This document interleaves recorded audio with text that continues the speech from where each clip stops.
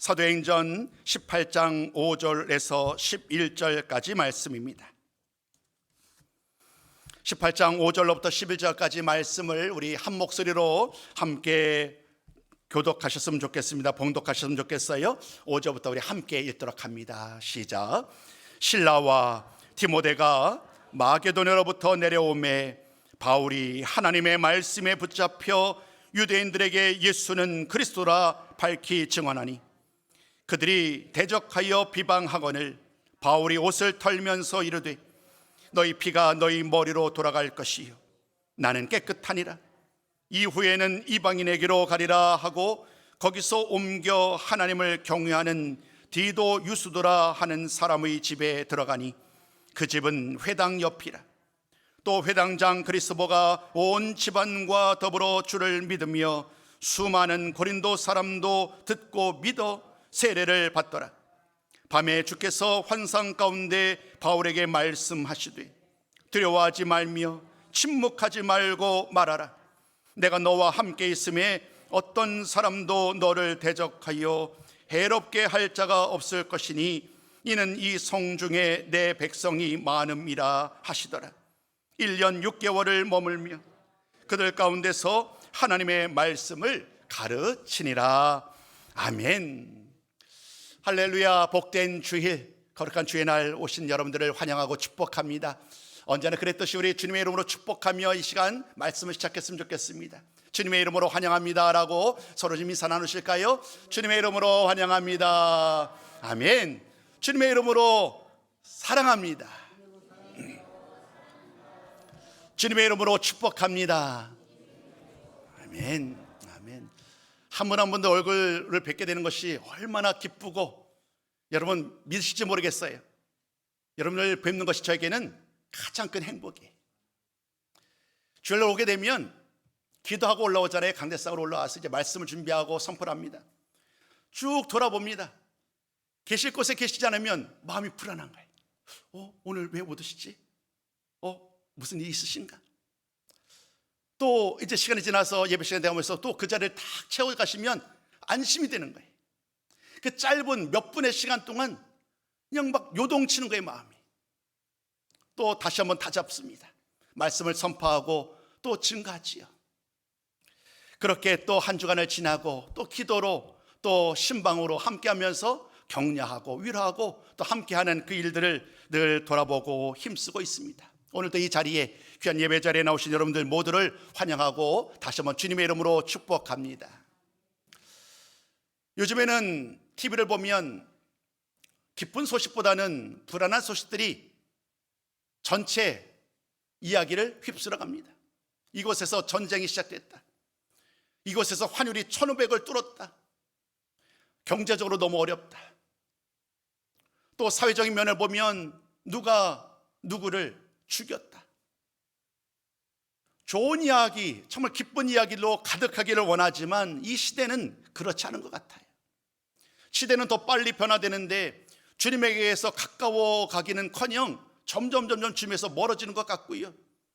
하나님의 다스림을 받는 이 시대가 어찌된 일인지 하나님의 다스림과는 상관없이 저마다 자기의 이익을 위하여 더 많은 목적, 더 많은 돈을 얻고자 싸우고 또 전쟁을 일으키고 죽어가는 이런 안타까운 일들은 아랑곳하지 아니하고 오로지 나만의 행복과 나만의 만족을 위해 살아가는 이 시대를 살아가는 것 같습니다.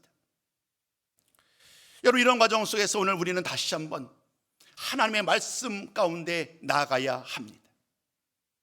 하나님께서 오늘 이 시대를 어떻게 바라보시는지, 이 상황 가운데 믿는 자들이 어떻게 우리의 역할들을 감당해야 할지 우리는 자의적으로 판단할 수 없지요. 말씀 가운데 그 답을 찾으셔야 합니다. 오늘 저는 여러분들에게 이와 같은 제목의 말씀으로 말씀을 전하려고 합니다. 말씀에 붙잡힌 사람. 말씀을 그대로 얘기하자면 하나님의 말씀에 붙잡혀.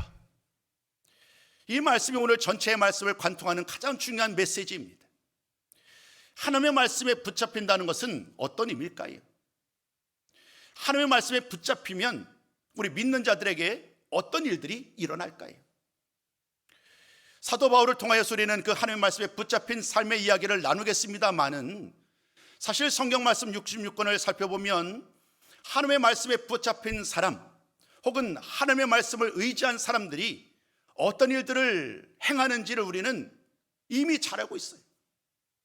우리 한번 기억을 더 올라가 보자고요. 저는 가장 먼저 이 말씀에 붙잡힌 바 되어서 그 말씀의 인도를 따라 살았던 한 사람이 떠올랐습니다. 아브라함입니다. 그는 본토 친척을 떠나서 하나님의 말씀에 붙잡히고 인도함을 받아서 약속의 땅으로 나아갔죠. 갈 바를 알지 못했어요. 오로지 말씀의 인도함을 따라 나아갔고 그 결과 믿음의 조상이 되지요.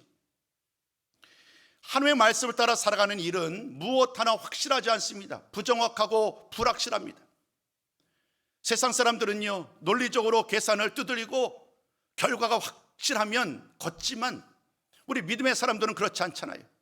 믿음의 발걸음을 옮긴다는 것은 불확실하고 불안전하더라도 그 말씀을 의지하여 나가는 거예요. 저는 또 다른 한 사람, 삼손이 생각났어요. 어찌 보면 삼손은 실패자예요. 이 삼손이 마지막 순간에 하나님의 말씀 의지하여 선포하잖아요. 그랬을 때에 그가 살아있는 동안에 이전까지 했던 것보다도 더 마지막 순간에 그 말씀 의지하여 믿음으로 순종한 결과로 수많은 대적들을 물리쳤던 일들을 우리는 기억을 합니다. 제자들도 떠올랐습니다. 제자들 먹고 마시는 일, 저마다 나름대로 일들이 있었습니다. 어부로서 고기를 잡고 그물을 치고 배를 가꾸는 이런 일들을 감당하던 사람들이 예수님의 말씀을 듣고 모든 것을 버려두고 주님을 따라 나섭니다. 그때의 그 믿음의 선택이 그들로 하여금 하나님의 자녀가 되는, 믿음으로 따르는 주님의 제자요 사도가 되는 그 놀라운 은혜를 입게 되지요. 그 외에 수많은 사람들을 다 예로 들어도 끝이 없을 거예요. 하나님의 말씀 가운데 믿음으로 순종했던 사람들의 결과는 언제나 행복하고 마침내 승리요 기쁨으로 귀결되는 말씀들을 우리는 보게 됩니다. 물론 그 과정들은 순탄하지만은 않습니다. 수많은 우여곡절을 겪지만 그러나 마침내 끝까지 믿음으로 순종했던 그들의 결과를 우리는 잘 알고 있습니다. 오늘 우리가 나누는 그 주인공은 사도 바울입니다. 사도 바울, 하나님의 말씀에 붙잡힌 사도 바울의 삶은 우리에게 큰 도전으로 다가오게 됩니다. 사도행전 18장 말씀은 두 번째 전도여행 중에 그가 고린도에 이르러서 주의 말씀을 전하는 이야기예요. 사도 바울, 그는 부활하신 주님을 다메섹 도사에서 만난 이후로 완전히 새로운 사람으로 다시 태어났습니다. 예수를 믿는 자들을 핍박하던 박해자에서 예수님의 이름을 증거하는 전도자가 된 거예요. 그 즉시 꼬꾸라지고 다시 일으키는 과정 속에서 이제 그는 예수님을 증거하는 사람으로 이 귀한 사역을 시작을 합니다. 무엇보다도 사도 바울은 성령의 사람이었습니다. 성령께서 그의 모든 삶을 주관하는 거예요. 다메섹 도상에서 주님을 만났을 때에, 강력한 빛이 그에게 임하는 순간 그의 눈이 일치요 한시적으로 그가 눈을 보이지 않습니다. 사람들의 도움을 받아서 한 집에 이르게 되는데 그곳에서 한 사람의 도움을 받죠. 아나니아. 그가 그를 위하여 기도합니다. 이미 아나니아는 알고 있었거든요. 한 사람이 자신의 집에 온다는 것을요. 그래서 아나니아가 그를 위해서 안수하는 순간 성령이 그에게 임합니다. 사도 바울에게 임하는 거예요. 또 그의 모든 말씀을 보면 성령께서 하나님을 아는 지혜를 나로 하여금 깨닫게 하였다. 나의 지식이 아닌 하나님의 성령께서 나로 하여금 하나님의 지혜를 깨닫게 하셨다. 또 언제나 그의 모든 발걸음은 성령께서 사인을 주시는 거예요. 성령께서 방향을 지시하는 거예요. 이곳으로 가라고. 이곳으로 가라는 그 지시를 따라 순종하는 발걸음이었습니다. 사도 바울에게 성령은요 언제나 하나님께 압도당하는 그런 삶을 살게 하는 그런 원동력, 능력의 원천이었음을 우리는 그의 고백을 통하여 만나게 됩니다. 우리는 늘 꿈꿉니다. 성령으로 충만한 삶을 살게 하여 주옵소서. 그러면 우리는 성령으로 충만하면 모든 문제는 다 사라지고 모든 대적들은 굴복하고 언제나 승리의 기쁨을 찬가를 드리기로 우리는 늘 꿈꾸지만 여러분, 우리의 현실은 그렇지 않지요. 성령으로 충만한 것과는 별개로 우리는 여전히 이 싸움이 계속되고 있어요. 우리가 우러러보았던 사도 바울도 우리와 다르지 않아요. 성령으로 붙잡힌 바 되고 성령의 인도함을 따라 살아갔지만 그는 사역의 현장 가운데 언제나 힘겨워합니다. 육체적으로도 영적으로도 그는요 언제나 수많은 위기 가운데 처해 있었습니다. 갈라디아 교회를 예를 들면 그는 육체의 가시를 얘기를 합니다. 이 육체의 가시가 나를 휘어잡아서 내가 너무 힘이 들다. 이 육체적으로 연약한 가운데서도 그는 이 사역을 감당하는 거예요. 오늘 우리가 나누는 이 고린도전서를 나누고 있는데 이 고린도라는 이 도시에 이르러서 주의 말씀을 전할 때에 그의 마음은 어땠을까요, 여러분? 오늘 제가 이 말씀을 드리는 이유를 알겠지요. 사실 그의 마음은 낮아질 대로 낮아져 있었어요. 이 말씀을 좀 먼저 읽고 이번엔 좀 말씀을 이어갈까요? 고린도전서 2장 3절을 우리 한번 같이 읽어보자고요.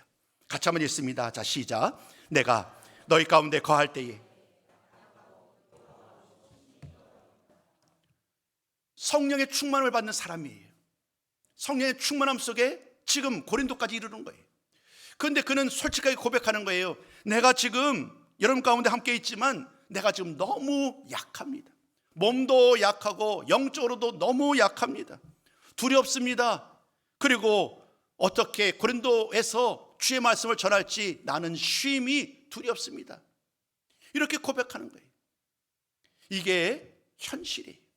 이게 솔직한 사도 바울의 고백이에요.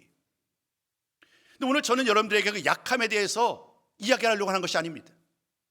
그 두렵고 떠오는 것에 대해서 왜 이렇게 사도 바울이 믿음이 없느냐라고 체크하려고 하는 것이 아닙니다. 이렇게 힘겹고 두렵고 연약한 상황 가운데 놀라운 반전이 펼쳐지는 거예요. 여전히 그는 육체적으로 연약합니다. 그는요 마지막에 약할 때가 감이라고 마지막에는 고백합니다. 3번의 기도를 드리잖아요. 반복해서 주님 내 가시를 제발 좀 걷어달라고. 그런데 그는 마지막 고백은 약할 때가 바로 강함임을 고백하게 되잖아요. 오늘 사도 바울은 이런 위기 속에서 약함과 두려움 속에서 그는 놀라운 일은 뭐냐 하면 담대하게 하나님의 말씀을 선포하는 거예요. 어떻게 이런 일이 일어날 수 있었을까요? 오늘 저는 여러분들에게 그 답을 이 말씀을 통해서 좀 나누고 싶은 거예요. 사실 사도 바울의 이 아픔은 그 이전 아덴에서부터 이어져 왔어요. 아테네, 그리스 아테네 여러분 아시죠? 세계사 시간에 배웠잖아요. 그것은요 수많은 철학자들이 모여서 저마다 자신의 철학을 가지고 이 세상을 바라봅니다. 이 세상이 무엇으로 창조되었느냐? 어떤 사람은 물로서, 어떤 사람은 불로서 창조되었다고 말을 하고, 어떤 사람들은 나름대로 그 자신의 철학을 가지고 이 세상의 흐름을 설명을 합니다. 사도 바울도 아덴에 도착해 보니까 저마다 자신의 철학을 가지고 사람들을 설득하는 거예요. 그래서 사도 바울도 생각합니다. 내가 믿는 바, 나의 철학을 가지고, 나의 신앙을 가지고 저들을 설득하리라. 저들로 예수를 믿게 하리라. 라고 담대하게 그들을 향해서 설교의 말씀을 선포했는데요, 결과는 그 말을 듣고 주님을 믿고 결신하는 사람들이 얼마 되지 않았어요. 그러니까 바울은 큰 충격이었던 거예요. 주의 말씀을 전하는 이 능력이 없는 이 설교자 나, 사람들을 설득하지 못하는 이 능력 없는 인간 나, 이런 일들을 생각하면서 사도 바울은 그냥 꼬꾸라지는 거예요. 자존감이 떨어지는 거예요. 그렇게 실패한 모습으로 아덴에서 고린도로 넘어옵니다. 고린도는요 더 심각합니다. 우상이 가득하고 항구 도시로 막 번사던 도시로 수많은 사람들이 몰려드는 거예요. 저마다 자신들이 믿는 바를 주장하는 아덴보다 더 심각한 타락한 도시에, 그 도시가 바로 고린도예요. 그러니까 그는 걱정이 앞서는 거죠. 아덴에서의 실패가 이 고린도에서도 또다시 이어지지 않을까, 이런 두려움이 그를 휘어잡는 거예요. 그러니 그 두려움이 정서적으로 이 모든 생각이 자신을 감싸니까 약했던 육체, 아팠던 곳이 더 아파오는 이러한 상황 가운데 이제 고린도에서의 사역을 시작한 거예요. 시작은 참으로 미약했습니다. 시작은 모든 면에서 무언가 하나 분명한 것이 하나도 없었습니다. 그런데 놀라운 것은 고린도의 사역을 하루하루 한 달, 두 달 이 모든 과정들을 벌봐가는 과정 속에서 그는 마지막으로 놀라운 고백을 하는 거예요. 고린도에서 하나님께서 수많은 사람들, 믿는 자들을 보내주셨다. 그는 이러한 고백 속에서 담대하게 주의 말씀을 전할 수 있었습니다. 이제 본론으로 들어갈게요. 바로 그 이야기, 어떻게 모든 두려움을 다 떨쳐내고 담대하게 하나님의 말씀을 전할 수 있었는가, 그 비결을 함께 나누기 원합니다. 첫 번째 답은요, 이와 같아요. 하나님이 동역자를 보내주신 거예요. 나는 약해요. 나는 혼자라 이 모든 일을 감당할 수 없는 지극히 연약한 사람이에요. 성령께서 나를 휩쓸고 하나님의 말씀으로 내가 늘 이제까지 담당해 왔고, 첫 번째 전도여행을 통하여 아시아에서, 또 두 번째 전도여행을 통하여서 앞선 마게도냐에서 큰 능력과 기쁨을 경험했지만 오늘 나의 모습은 여전히 보잘것없어요. 더군다나 지금 나는 혼자예요. 이런 과정 속에서 그는요, 모든 그 자신감은 사라진 채 홀로 이 길을 걸어가고 있는 거예요. 하나님이, 우리 주님이 그 마음을 아셨던 것 같습니다. 오늘 1절과 4절 말씀을 보니까 그를 위하여 돕는 자를 보내주시는 거예요. 여러분, 우리가 잘 아는 이름 아굴라와 브리스길라가 여기서 소개되는 거예요. 아굴라와 브리스길라 여러분 잘 아시죠? 본도 출신의 유대인, 이들은 부부예요. 이들은 로마에 있던 사람들이었는데 그 당시에 황제였죠, 글라디오. 이 황제가 유대인들을 다 이 로마에서 다 추방을 시켜버립니다. 그래서 어쩔 수 없이 자신들이 살던 곳을 떠나서 고린도에 이르게 된 거예요. 그곳에 이르러서 그들이 해왔던 일들, 천막을 만드는 일을 하고 있었는데요, 오늘 하나님이, 오늘 주님이 그를 홀로 외로이 이 복음을 전해야 될 사도 바울을 이들과 더불어 만남을 허락하시는 거예요. 때마침 그는 이전에도 이런 일들을 해왔거든요. 천막 치는 일, 텐트 메이커라고 그러잖아요. 이 일이 자신의 생업이었기 때문에 그는 어려움 없이 이 부부와 더불어 함께 고린도에 머물고 그들의 집에 함께 할 수 있는 그런 은혜를 입게 돼요. 아무도 모르는 도시에 와서 한 집에서 머물게 된다는 것은 하나님의 은혜 아니면 설명할 길이 없지요. 그리고 안식일이 되면 그는 힘써 회당으로 나아갑니다. 주의 말씀을 전합니다. 유대인들에게 예수는 하나님의 아들이다. 예수는 그리스도다. 환경이, 상황이 그로 하여금 이제 편안하게 머물 곳을 허락함을 받으니 그는 기쁨으로 주의 말씀을 전하기 시작한 거예요. 그뿐만 아닙니다. 또 다른 동역자들이 합류합니다. 이들은 이전에 사도 바울과 함께했던 사람이었어요. 근데 마게도냐의 상황을 미리 계속해서 보기 위하여 사도 바울은 실라와 디모데를 베레아라는 곳에 남겨두었었어요. 그곳에서의 모든 경과를 보게 하였던 거지요. 그런 다음에 이제 그들은 모든 것들을 다 마무리하고 이제 아덴을 지나서 고린도에 이르러서 함께 이 사역에 감당하게 되는 거예요. 우리 믿는 자들에게 우연이 없다라고 늘 고백하지요. 사도 바울이 고린도에 이르러서 먼저 그곳에서 터를 잡고 있었던 이 두 사람 부부를 만난 일, 그리고 실라와 디모데가 다시 한번 합류했던 이런 일들은 사도 바울에게 다시 한번 힘을 줄 수 있었어요. 혼자 외로이 어떻게 일을 감당할까 그 길을 알지 못한 채 불안해하고 두려워하던 그였지만 이제 하나님께서 그에게 머물 곳을 허락하여 주시고 동역자를 베풀어 주시니까 그가 다시 한번 힘을 내는 거예요. 다음날 그 마음에 낙심하고 절했던 모든 마음은 다 사라지고 이제 그로 하여금 다시 한번 담대하게 주의 말씀을 전할 수 있도록 그가 힘을 얻게 되지요. 그 힘을 가지고 나가는 거예요. 여러분, 이 세상에 아무리 강력한 사람이라고 하더라도 홀로 모든 일을 감당할 사람은 없습니다. 사도 바울이 기록했던 13권의 성경 말씀을 쭉 보라보면 이 동역, 함께 일했다는 이 말씀이 반복해서 드러납니다. 내가 누구의 도움으로 함께 일을 할 수 있었다라는 수많은 고백들이 가득합니다. 바울의 동역자들이 얼마나 많이 소개되는지 몰라요. 여러분, 가장 먼저 사도 바울과 함께 있었던 바나바, 그리고 마가, 누가, 또 오늘 우리가 말을 들었던 실라와 디모데, 그 위에도 더 많은 사람, 루디아, 이런 수많은 사람들은 사도 바울이 복음의 현장에서 말씀을 전할 때에 모두 다 동역자로 함께했던 사람들이. 로마서 16장 1절로부터 말씀을 보면 거기에는 우리가 알지 못하는 처음 듣는 이름까지 등장하는데요, 카운팅 세보면 무려 40명이나 돼요. 40명. 이들은 한마디로 그냥 평신도, 그냥 일상의 삶을 살던 성도였는데 그 한 사람 한 사람이 사도 바울의 사역에 도움이 준 거예요. 때로는 물질로, 때로는 먹을 것으로, 때로는 기도로, 때로는 오늘 이 부부처럼 거할 집으로, 다양한 방법으로 사도 바울의 사역에 동참하였고 동역하였기에 오늘에까지 이룰 수 있었다라고 사도 바울은 고백하고 있습니다.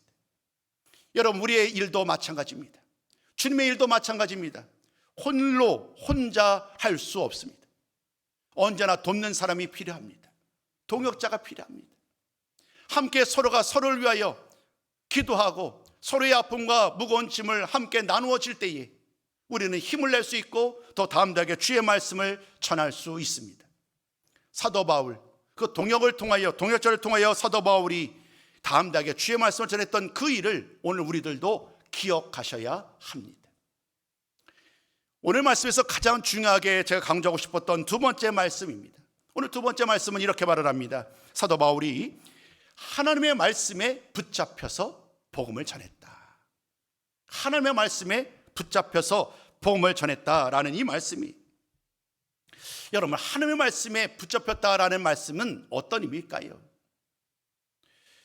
이 말씀을 좀 원어되는 의미로 그대로 얘기하자면 휘어잡는 거예요. 한마디로 포로가 되는 거예요. 포로가 되는 거예요. 나의 주장은 더 이상 내세울 수가 없어요. 말씀이 나를 휘어잡아서 말씀의 포로가 되는 거예요. 내가 나의 뜻을 관철시킬 수가 없어요.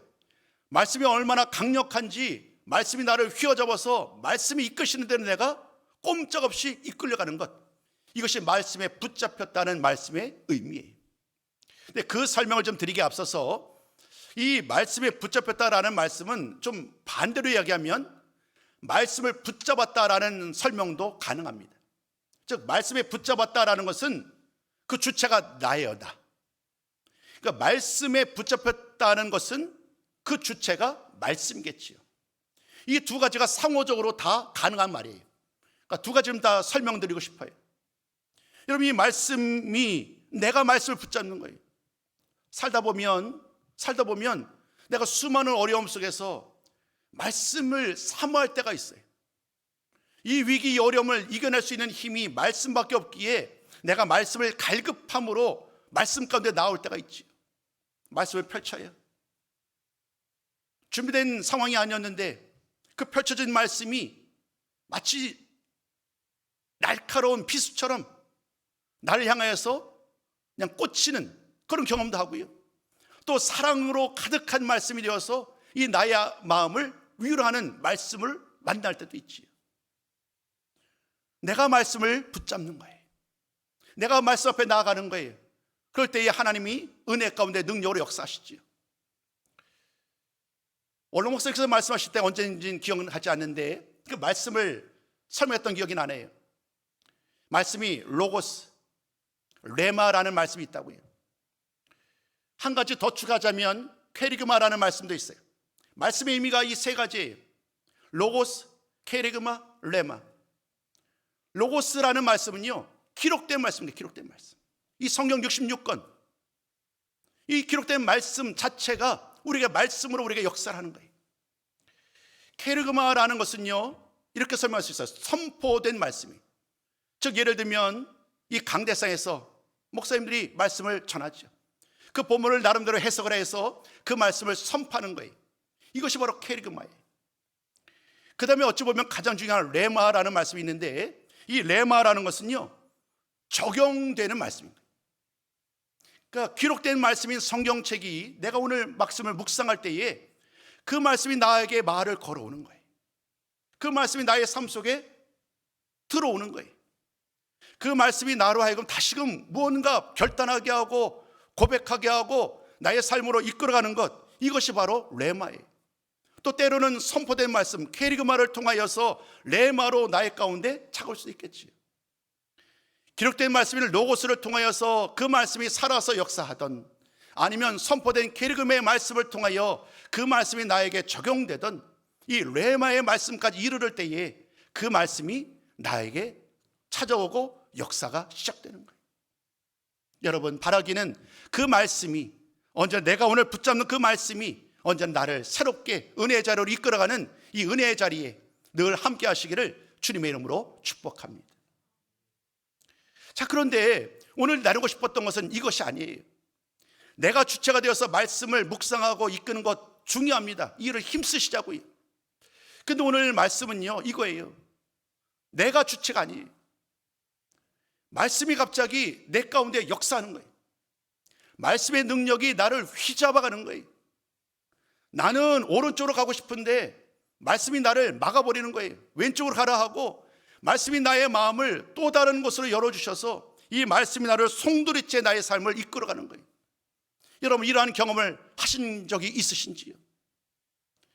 말씀의 능력이 얼마나 강력한지, 말씀 자체에 휩쓸려 가니까 이제 사도 바울은 자신의 두려움과 연약함은 하소연할 수도 없는 거예요.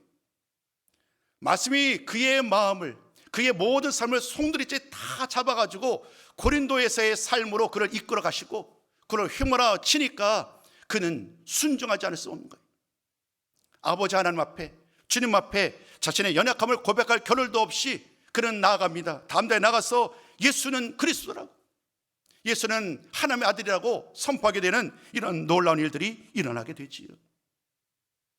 여러분, 이제 이 말씀, 제가 그냥 두 가지 중요한 소제목을 깜빡했네요. 오늘 저는 여러분들에게 이 말씀에 붙잡혀라는 것과 관련해서 두 가지를 나누고 싶었어요. 첫 번째는 그 의미예요, 의미. 두 번째는 그 결과예요. 자, 그 의미에 대한 말씀 우리 한번 같이 읽기 원합니다. 함께 읽어봅니다. 시작.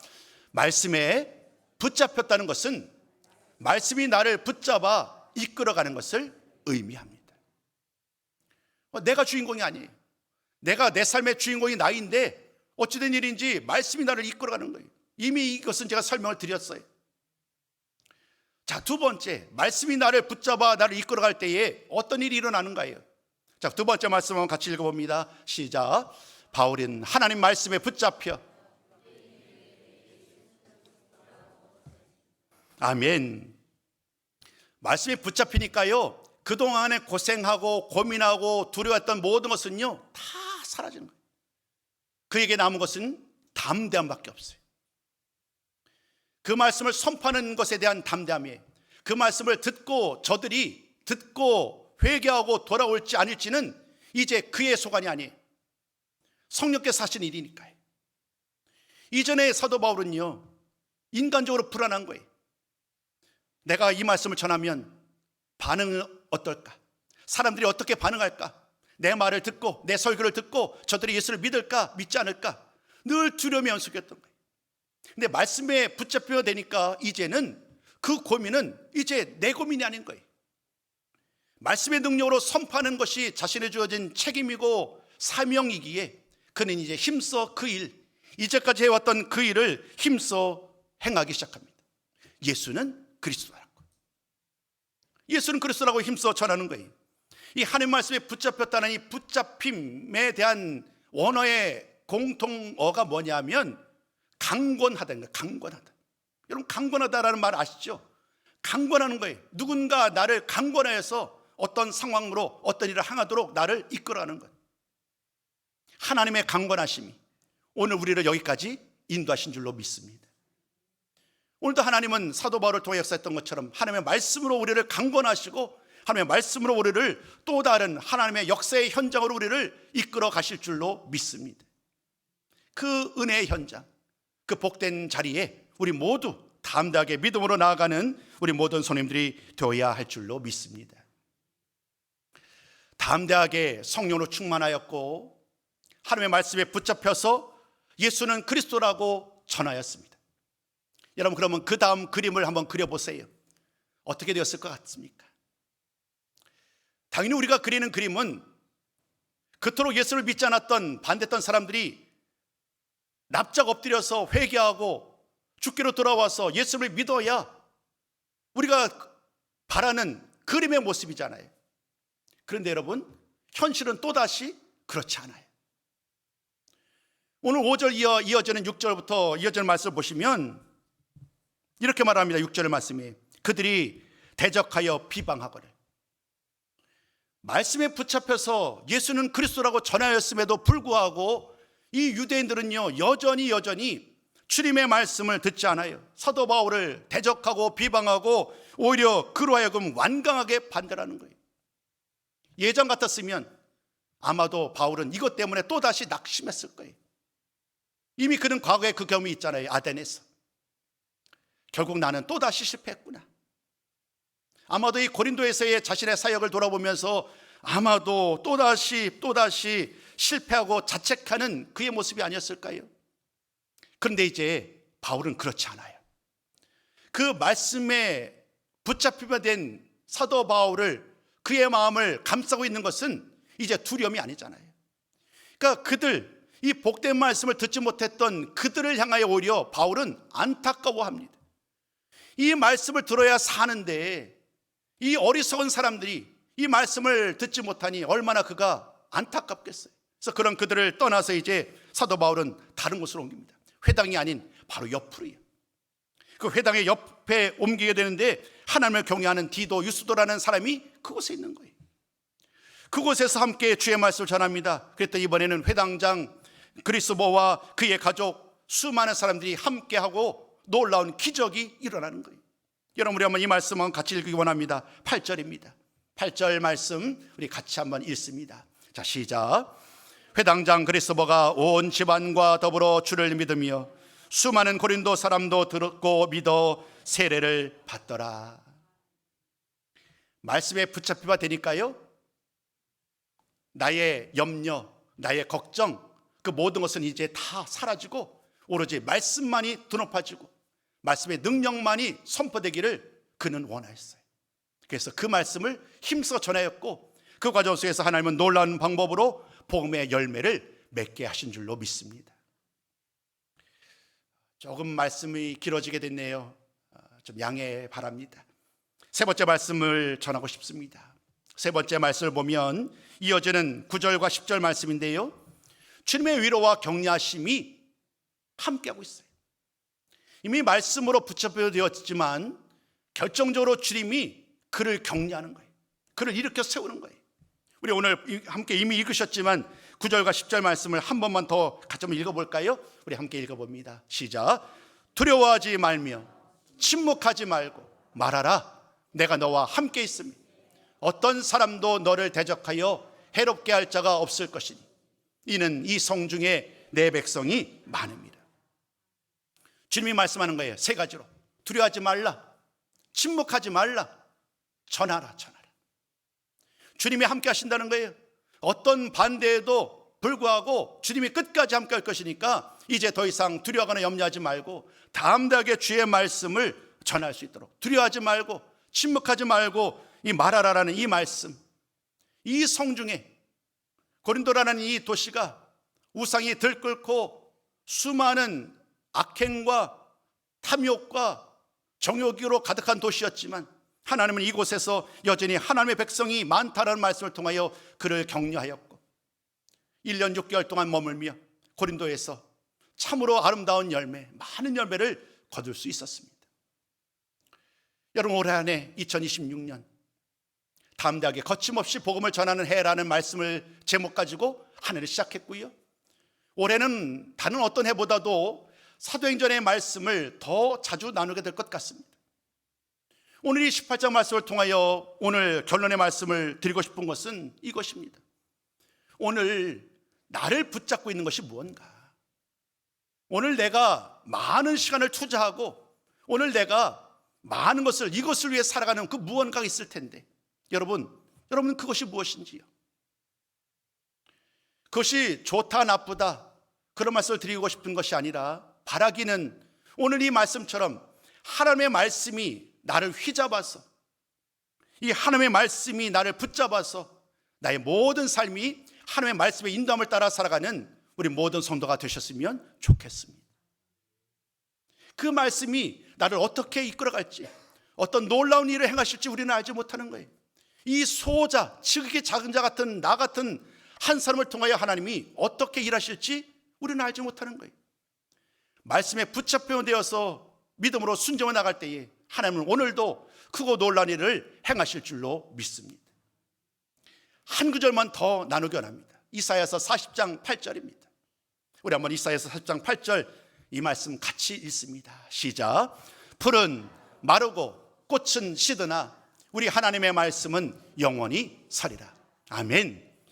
영원히 서는 유일한 것 하나님의 말씀, 그 말씀 붙들고 일평생 살아가시는 우리 모든 손님들 다 되시기를 주님의 이름으로 축복합니다.